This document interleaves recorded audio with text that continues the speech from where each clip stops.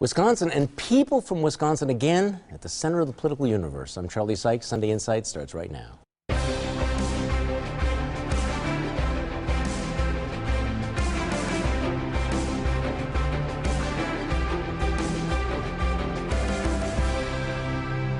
Good morning and welcome to Sunday Insight. In the week that was, the Pack is back with a much-needed win on Monday in Philadelphia. The president-elect rounds out his cabinet and meets with Milwaukee County Sheriff David Clark. Democrats in Congress re-elect Nancy Pelosi because, well, that's worked out so well for them in the past. A Milwaukee woman is charged in the death of her baby, the woman's second co-sleeping death. But we start with the recount. Spoiler alert here. This recount here in Wisconsin will cost about $3.9 million and will have absolutely no effect on the outcome of the race. Donald Trump won the election. He won Wisconsin by more than 20,000 votes. And after all the ballots are counted, that won't change. But the recount will go on anyway, demanded and paid for by Green Party candidate Jill Stein, who finished fourth in the election. Stein is also pushing for recounts in Michigan and Pennsylvania, but as of this taping, it's not clear that she will get them. And they wouldn't change the outcome of the election either.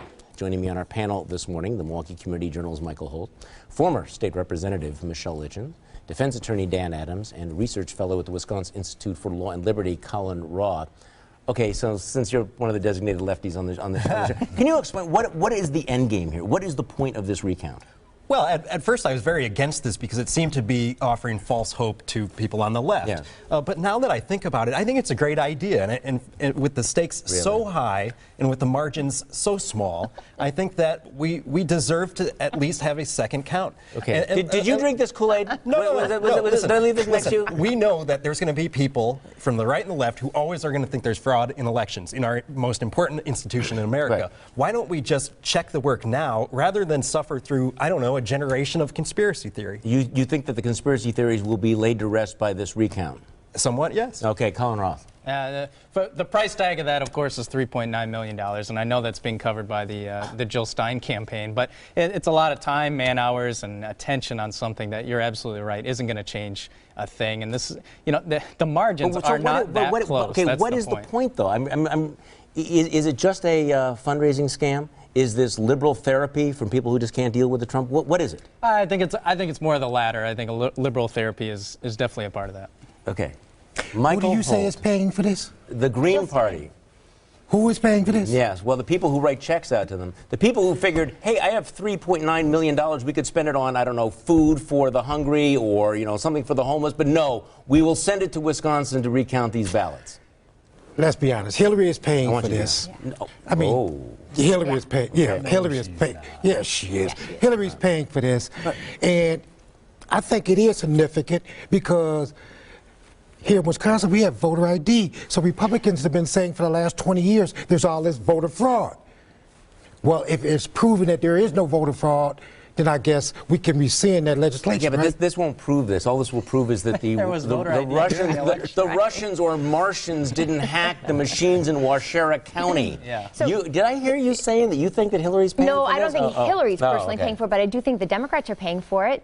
Jill Stein raised $3.5 million during her entire campaign cycle, and she has now raised $9 million towards these recounts. That did not come from Green Party supporters. Okay, I know I'm being obtuse here, but then what is her motivation? What is the motivation of Democrats? I do think they don't want to accept the election results. This is their Hail Mary pass, hoping something is going to come out of this. Now, this is interesting because I remember, I am so old that I remember like about 10 minutes ago that when Democrats were saying that if Donald Trump did not immediately accept the results of the election, this would undermine democracy. This was a challenge to the constitutional tradition of the peaceful transfer of power, and it was... Well, but Hillary conceded. She said you won. Yes. But if we're going to double check the work, what's it harming? It's not harming anything.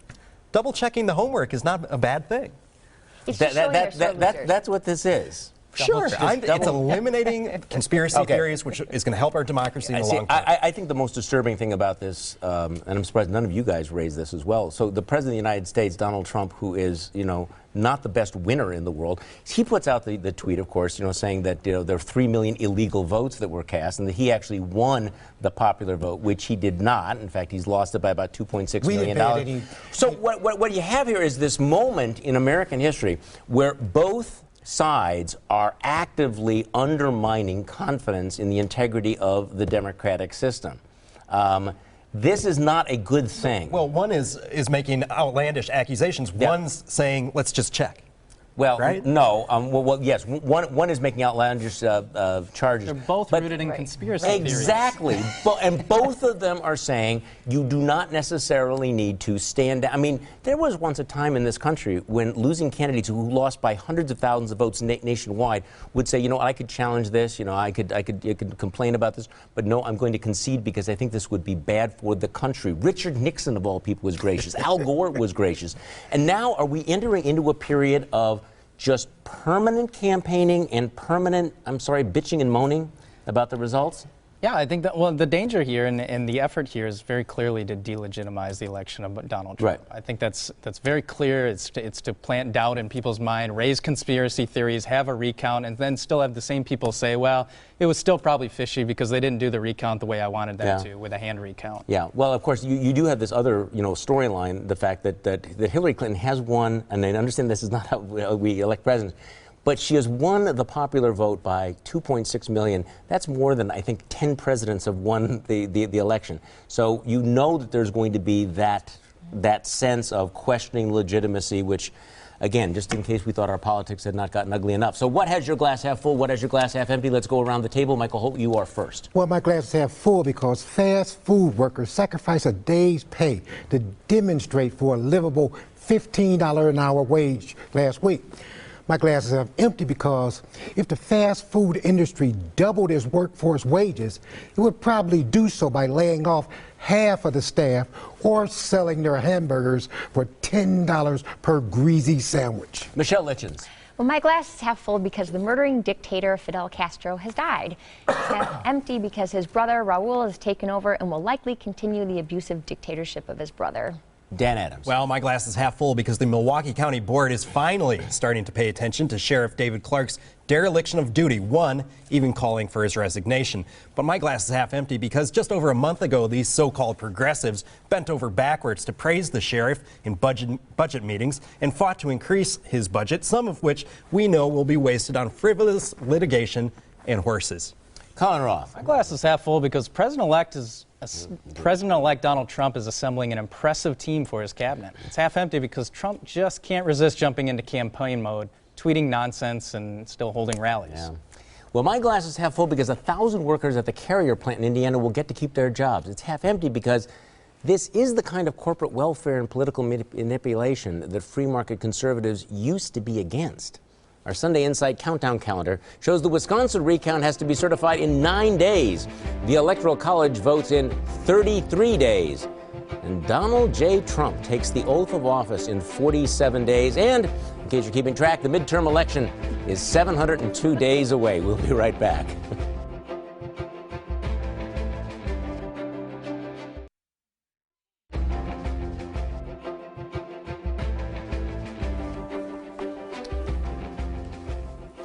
President-elect Donald Trump's cabinet begins to take shape. He's named the Secretaries of Treasury, Education, Transportation, and Defense. And last week, he sat down with Milwaukee Sheriff David Clark, Jr., who is reportedly on the short list for Secretary of Homeland Security. Clark has been an outspoken supporter of Trump and a frequent guest on cable shows and campaign rallies. But he's also dogged by questions about his day job back home. 4 people, including a newborn infant, have died in the Milwaukee County Jail, which Clark runs. This year, so far, Clark has so far had little to say about it. Milwaukee medical examiner said that families in the case have asked for an outside investigation, but the usually outspoken Clark has not commented. Now, that medical examiner, Brian Peterson, says that Clark berated and threatened him over his release of information about the jail deaths. So, what do you think? Is Clark going to get a job in the Trump administration? I think Clark was one of the early supporters of Donald Trump, yes. Outspoken supporters, was on cable talk shows like you talked about, worked the entire country for him. Yeah. So does he get a job? I think he's going to get a job. I do not believe he's going to be cabinet secretary. I think they're going to find a place for him because he certainly was out there actively supporting him. I cannot imagine him getting confirmed by the U.S. Senate with the baggage he's got. What do you think? Well, the Republicans have a majority now, right? Yeah. So maybe he will. You know, I'm obviously not a fan. I've seen firsthand in the court system kind of the deputies who are down on their job. I've seen the conditions in the jail downtown. Everything is falling apart. And these deaths are true tragedies. I mean, beyond the newborn infant who died, there was this guy who was being incarcerated for, pending charges, very serious stuff. But he was mentally ill and he was denied water to the point where he dehydrated and died. I mean, that's third world country stuff. And Sheriff Clark wants to run an agency with 240,000 employees. He's not cut out for it. Well, I mean, I want to defend Clark to the extent that maybe there's another side to the story. Maybe there's an explanation for, what happened here. Maybe he is not responsible. Maybe there was not, misconduct involved there. But he has to say so. He has to talk about it. And the way that he's handled it is a complete stonewall. And this bizarre story about calling up the medical examiner and berating and threatening would indicate a level of... A medical examiner who's had recent tragedy in his life as well. And that's what makes this whole scenario but beyond bizarre. Unless Donald Trump appoints him to this prestigious position, powerful position, I don't think he's going to Washington. He's getting $100,000 a speech right now. What do you think, Colin Roth? If as of this taping, Newt Gingrich is not in the cabinet, Rudy Giuliani is not in the cabinet, Chris Christie is not in the cabinet, if those guys had been given some of those early cabinet secretaries, I would have said, yeah, there's a really good chance that David Clark is. But Donald Trump so far has not staffed his cabinet full of cronies and loyalists. And I think that's a very positive sign. That is an outstanding point, because if it was all about loyalty as opposed to who can do the job, all those guys would already be in the cabinet.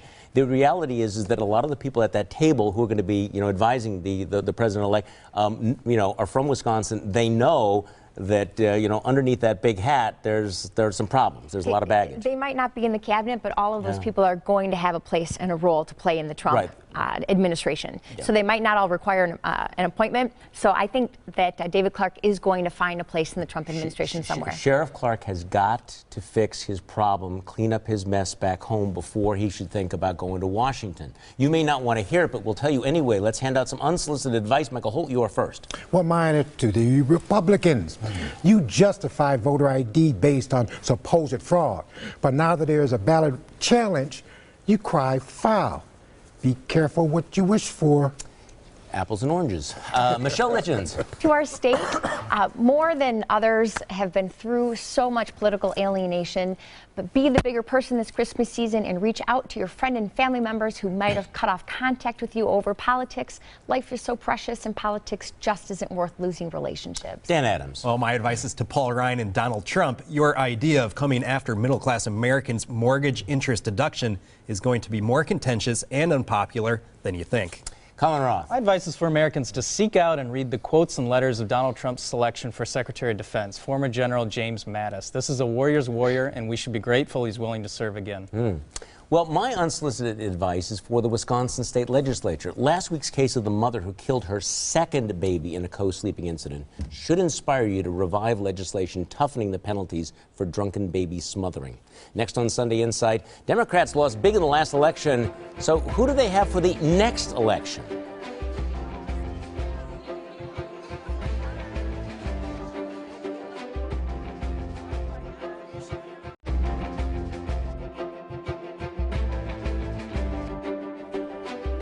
In politics, like in sports, there are farm teams and bench players, and you can often tell how a political party or a pro team is doing by the depth of their bench. And here's where the Democrats seem to have a problem, and not just in Washington, D.C. Governor Scott Walker looks like he's running for a third term in 2018, and there's a large group of young Republicans who are looking at running for Tammy Baldwin's Senate seat that year. But this raises the question, who do the Democrats in Wisconsin have on their bench? Who are their rising stars, Colin Roth? Well, it's really hard to identify, especially when you look in the state legislature and you see that after a disastrous election, they didn't replace any of their leadership. The same leadership's coming back. And, their problem is that they've become such a Milwaukee and Madison-centric party, and that they need someone, if they're going to run statewide against Governor Walker, someone who has appeal outside of just those two places. And I'll be honest, it's really hard to come up with a name. It is. I mean, people have come up with, Dane County Executive Parisi. But nobody outside of Dane County has any idea. Okay, now you, Dan Adams, to your credit, you were railing against Democrats going with a retread like Russ Feingold. Nobody paid any attention, but that was kind of an indication that you had to go back to the past. Sometimes I feel like Walter Matthau and the Bad News Bears on this show, kind of, let's go. You know, there are some names. Dana Wachs is an assembly person from Eau Claire who has, you know, evidently he's resonating with communities that Democrats haven't for a while. Kathleen Vineout, who's said she's going to run for governor a few times, backed out. She's going to run this time. And Sue Happ, who ran for AG, who was much maligned in that campaign, but who I thought was a great candidate. She's either running for governor or AG this time, and she's going to be a great candidate again. She's going to run for AG again. Okay, that's it?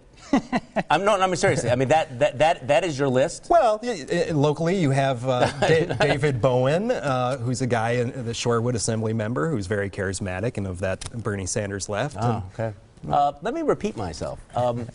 Honestly, is that what you got? I mean, this is a problem. I remember, I mean, I'm old enough to remember, when all of the bright young political figures in the state of Wisconsin, you know, when Pat Lucey was governor, they were all Democrats. Republicans had nothing. And it is so reversed right now. But look what your great bench did for your presidential election. I mean, you had 16 people from the bench. I'm talking about Wisconsin. I mean, look at the situation here in Wisconsin.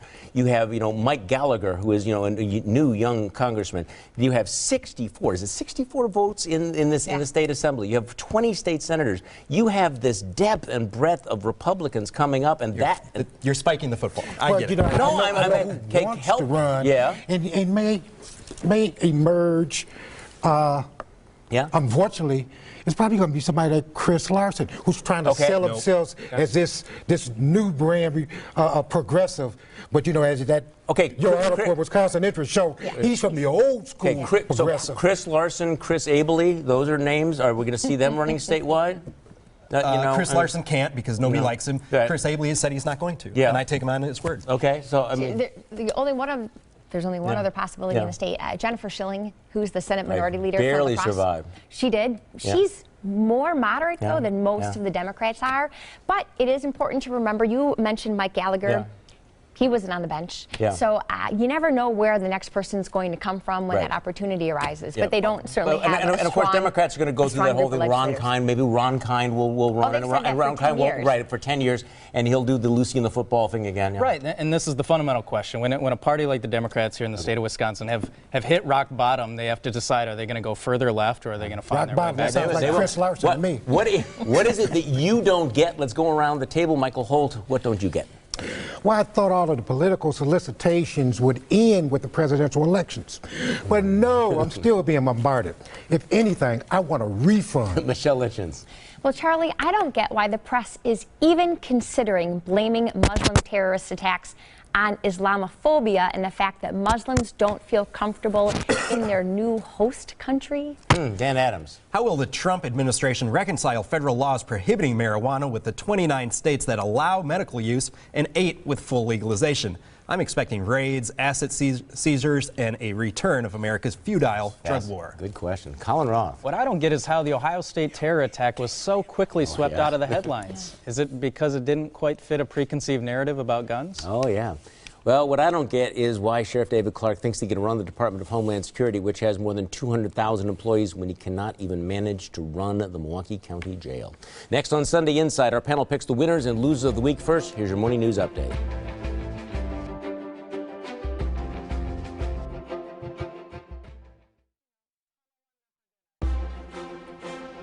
It's time for our panel to pick the winners and losers of the week. Michael Holt, you're first. The winners. The recount may not amount to much, but for 100 poll workers being paid $15 an hour, it means a few extra presents under the Christmas tree. Losers, despite the phenomenal success of the summer reading program started by Howard Fuller and 412 people who really care about black illiteracy, the 7-year program may come to an end due to a lack of funding. Michelle Litchens. Well, the winner, oddly, is Jill Stein. Few Americans knew who Stein was before the election. Now she is in the news every day, and the Green Party has a new list of leftist extremist donors, thanks to the recount contributors. The losers are the people who broke into the Toys for Tots Center in Sanford, North Carolina, and stole toys for needy children.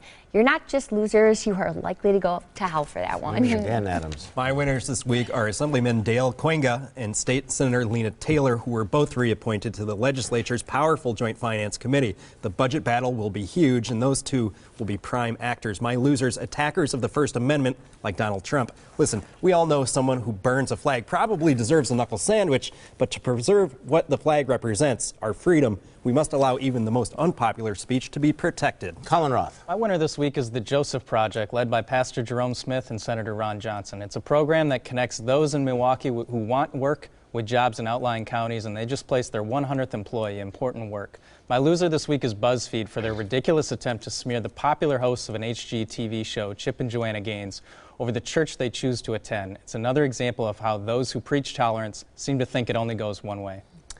Well, my winners, the U.S. military, which is about to get a tough, smart, savvy Secretary of Defense in James Mad Dog Mattis. Losers, sanity in politics. You know that something's wrong when we have to spend nearly $4 million on a meaningless, pointless recount. Thanks for joining us and joining my radio show Monday morning on News Radio 620 WTMJ from 8:30 until noon. Have a great week.